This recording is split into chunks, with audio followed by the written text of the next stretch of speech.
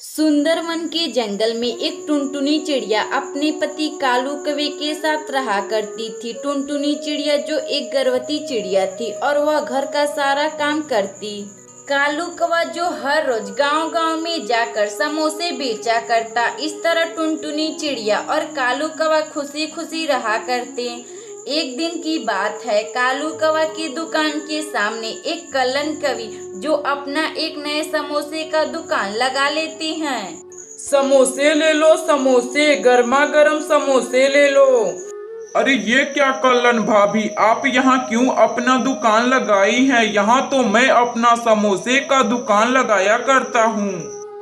अरे देख कालू, तुम अपना दुकान किसी और जगह लगाना शुरू कर दे, मैं अब यहाँ अपना दुकान लगाऊंगी। अरे ये क्या मनमानी है कल्लन भाभी, आप तो बहुत नाइंसाफी कर रही हैं।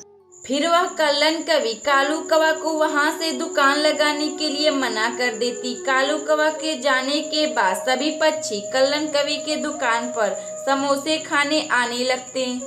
धीरे धीरे जंगल में सभी पक्षी कल्लन की दुकान पर समोसे के लिए लाइन लगाना शुरू कर देते। उसका समोसा जंगल में बहुत ही फेमस हो चुका था।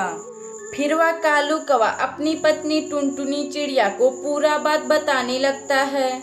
टुनटुनी, अब हम लोग तो बर्बाद हो गए। हमारे समोसे के दुकान के सामने कल्लन कवि भी अपना समोसे का दुकान लगा रही है, जिसके वजह से जंगल के सभी पक्षी कल्लन के दुकान पर समोसे खाना पसंद कर रहे हैं।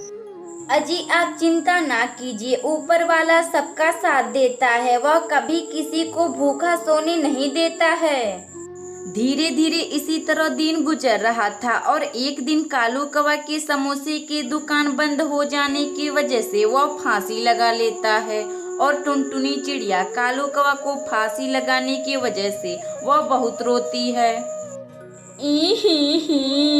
अजी ये आप क्या कर लिए? मैं अब कैसे अपना जीवन गुजारूंगी? अब मैं क्या करूं?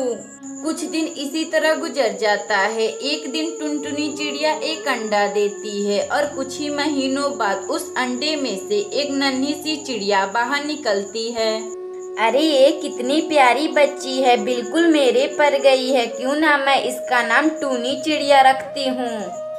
फिर वह टुनटुनी चिड़िया अपनी बेटी टूनी चिड़िया के साथ रहने लगती है और एक दिन टुनटुनी चिड़िया की बेटी टूनी चिड़िया एक मोमोज लाती है और वह उसे लेकर अपने घर आती है। मम्मा ये देखो मोमोज पाई हूँ, क्यों ना मम्मा हम भी लोग मोमोज का एक ठेला लगाते हैं। तुम ठीक कह रही हो बेटी, अब हम लोग भी एक मोमोज का दुकान लगाएंगे। फिर वह टुनटुनी चिड़िया एक मोमोज का ठेला बनवाती है और मोमोज बेचने लगती है। धीरे धीरे उसका मोमोज पूरे जंगल में फेमस हो जाता है और सभी पक्षी टुनटुनी चिड़िया के दुकान पर मोमोज खाने आने लगते हैं।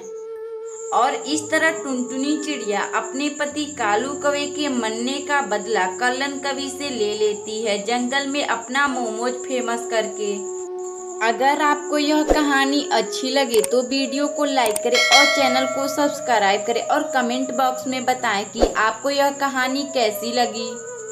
सुंदरवन जंगल में एक टुनटुनी चिड़िया अपने पति कालू कौवे के साथ रहा करती थी। टुनटुनी चिड़िया की सास जो कल्लन कवि थी, शहर में जाकर सब्जी का दुकान लगाया करती थी। टुनटुनी बहू, अरे ओ टुनटुनी बहू, जरा मुझे खाना दे दो, मुझे खाना खाकर सब्जी भी बेचने जानी है। फिर टुनटुनी चिड़िया अपनी सास कल्लन कवि को खाने के लिए खाना दे देती है। माँ ये लीजिए, खाना खा लीजिए। माँ जी एक खुशखबरी है, मैं आपके बेटे के बच्चे की माँ बनने वाली हूँ। अरे कालू, तुम कल ही जाकर मेरी बहू टुनटुनी का इलाज करवा दो, उसके पेट में बेटा है कि बेटी? फिर अगली सुबह कालू कौवा अपनी पत्नी टुनटुनी चिड़िया को लेकर एक डॉक्टर के पास जाता है। डॉक्टर जरा देख तो मेरे पत्नी के पेट में बेटा है कि बेटी? फिर वह डॉक्टर टुनटुनी चिड़िया को देखकर कालू कौवा से कहता है, अरे कालू भैया, आपकी पत्नी टुनटुनी चिड़िया के पेट में एक नहीं दो बेटियां हैं। फिर वह कालू कौवा अपनी पत्नी टुनटुनी चिड़िया को लेकर अपने घर आता है और पूरी बात अपनी माँ को बताता है। बाप रे, ये कुलच्छनी एक नहीं दो दो बेटियों को अपने पेट में लेकर घूम रही है। मेरे सपनों पर तो पानी फिर गया। सोचा था कि टुनटुनी एक बेटे को जन्म देगी। ये आप क्या बोल रही हैं माँ जी? बेटा बेटी तो भगवान के हाथों में है, इसमें मेरी बेटियों का क्या दोष है?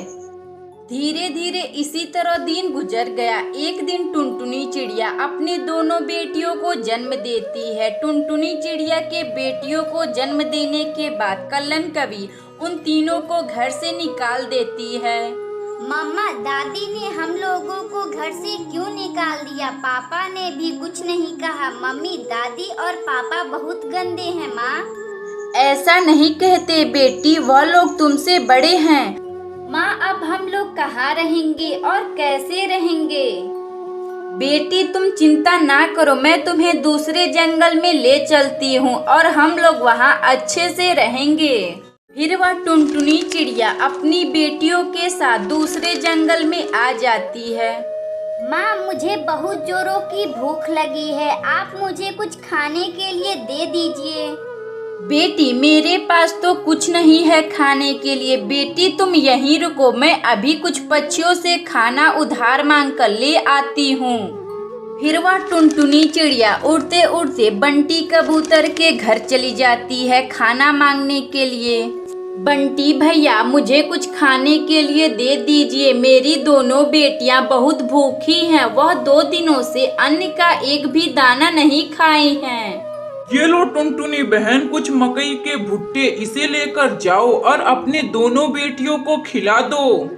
आपका बहुत धन्यवाद बंटी भैया, तुम मेरी मदद किए हो। मैं तुम्हारा शुक्रिया अदा कैसे करूं?